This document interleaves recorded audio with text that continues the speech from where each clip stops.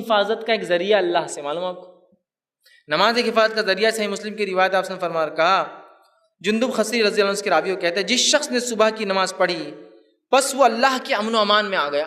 جس نے فجر پڑھ لی اللہ نے اس کا ذمہ لے لیا آج کا، اور جس نے فجر نہیں پڑھی سمجھ لو اس کا ذمہ ختم ہو گیا ہے نا. ایک صحابی کا واقعہ، وہ آیا اور کہا اللہ کے رسول یہ میرا جو اونٹ ہے جس پہ تھے وہ یہ سنتا نہیں میری بات. کیا نہیں کرتا؟ بات نہیں سنتا میری. صحیح روایت ہے.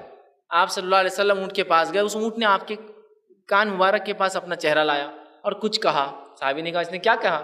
تو کہا تمہاری کمپلین کر رہا تھا، شکایت کر رہا تھا. کہا کیا کہا؟ کہا کہ میں اس لیے اس کی بات نہیں سنتا اللہ کے رسول کہ یہ فجر کی نماز کو نہیں اٹھتا. اس سے ہم عام زبان میں کہہ سکتے کسی کی مشین برابر نہیں چل رہی، کارخانہ ٹھپ ہو جا رہا، چیزیں سسٹم برابر نہیں ہے، ورکر ساتھ نہیں دے رہے، لوگ چھوڑ کے بھاگ جا رہے، فجر میں گڑبڑ ہے. کہ تو وہ اونٹ ساتھ نہیں دے رہا تھا فجر میں گڑبڑ کی وجہ سے.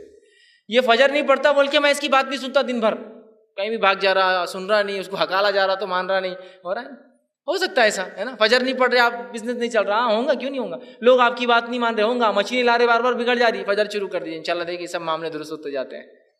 چونکہ جانور اطاعت نہیں کر رہا ہے کہ انسان کی جو فجر کی نماز نہیں پڑھ رہا، جانور نہیں کر رہا تو فرشتے کیا پھٹکیں گے اس آدمی کے نزدیک، اور کیا اللہ کی رحمت آئیں گے ایسے آدمی کے نزدیک، ہے نا.